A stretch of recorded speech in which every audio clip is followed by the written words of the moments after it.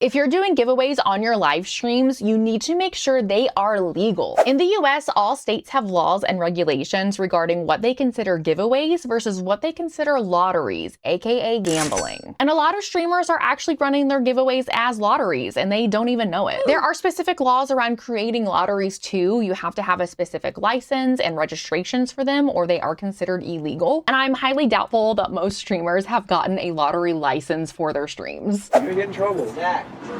Lotteries are also against Twitch's TOS, by the way. So let's say you are giving away a Fortnite Battle Pass on your stream. And to be entered into this giveaway, people have to sub to your channel. That is considered an illegal lottery in most states because it requires a purchase to participate, which is essentially gambling because the purchase doesn't mean that you're going to win, it just gives you a chance at winning. The laws state that for something to be considered an actual giveaway, there has to be a free option or a non-purchase option for people to enter. So you could still allow people to enter the giveaway if they sub to the channel, but you also have to allow people to enter the giveaway without subbing to your channel, aka without spending money. I've also seen some streamers do giveaways if they hit a certain sub goal or a certain donation goal, and those are fine and perfectly legal to do as long as it is not a requirement that someone contribute to those goals to be entered into whatever giveaway. So if you hit whatever financial goal you set, you have to allow people that didn't contribute to those goals a way to enter for free for it not to be considered a lottery. Did you know these laws around giveaways versus lotteries? Let me know in the comments.